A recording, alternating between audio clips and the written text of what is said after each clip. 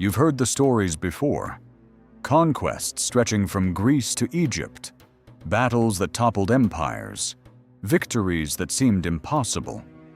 You've read the dates, the names, the places, but that's not the real story. The real story is in the mind of the man behind it all. What drove a boy of 16 to lead armies? What made a king at 22 believe he could conquer the world? Alexander. Alexander the Great. His name is remembered because of what he did, but the reason he did it, the fire in his mind, is what keeps historians awake at night.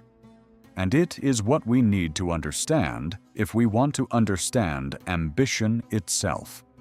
He was born in 356 BC in Macedon, the son of a king, Philip II of Macedon, who was already a master of strategy.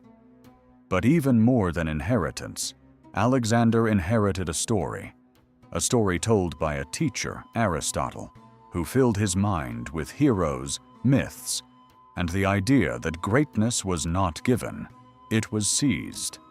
That idea took root. It became a kind of hunger. By the time he was a teenager, Alexander was not just learning history, he was imagining rewriting it. Every lesson, every hero, every victory he studied was a mirror. A question kept echoing. Could I do this? Could I surpass even the gods of story? When he became king at 22, many expected him to fail. He was young, inexperienced, and surrounded by generals who doubted him. But Alexander had a mind that saw limits not as barriers, but as invitations. Where others hesitated, he struck. Where others calculated safety, he risked everything. The rebellion of Thebes was crushed in days, and that crushing wasn't just a display of force, it was a statement of certainty, a mind unafraid of consequences, focused only on vision.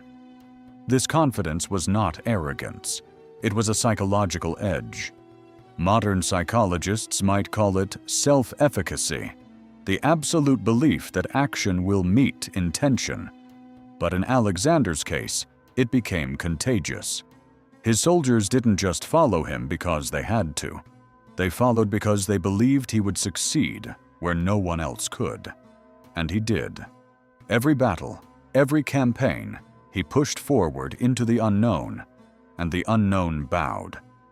But ambition is a double-edged sword. The same fire that drove Alexander to greatness also cast shadows. He began to see himself not merely as a king, but as something closer to a god. In Egypt, he claimed descent from Amun, the deity. That belief, that psychological elevation, gave him power over men, but it also isolated him. Allies became tools, friends became mirrors, and every decision carried the weight of myth-making. And yet, he was not invincible. Moments of rage, moments of grief, moments of doubt, they were all there, hidden behind victories. The killing of a close general in a drunken fury, the relentless push of his armies despite exhaustion, the constant pressure to expand, conquer, and immortalize himself. Each act was both triumph and warning. By the time he reached the Indus, his army was exhausted. The same ambition that had lifted him now demanded a choice: press on or turn back. For the first time, Alexander encountered limits not of strategy, but of human endurance. And he turned. He died at 32, a lifetime in an instant, leaving an empire that would not survive him. But the lessons of his mind remain. Alexander teaches us that greatness is not about comfort. It is about obsession, risk, and the courage to believe in what seems impossible. And yet, there is a warning hidden in that brilliance. A mind that sees limits only as invitations can create legends, yes, but it can also destroy relationships, trust, and even the self. Power magnifies both genius and flaw. The same confidence that wins battles can alienate allies. The same drive that builds empires can burn bridges that could have lasted lifetimes. So when we look at Alexander, we must look deeper than the victories. We must see the psychology of ambition, the hunger, the obsession, the fearlessness, and the isolation. We must ask ourselves, what drives us? What consumes us? And what might we risk in pursuit of something greater than ourselves? He did not wait for permission. He did not pause for comfort.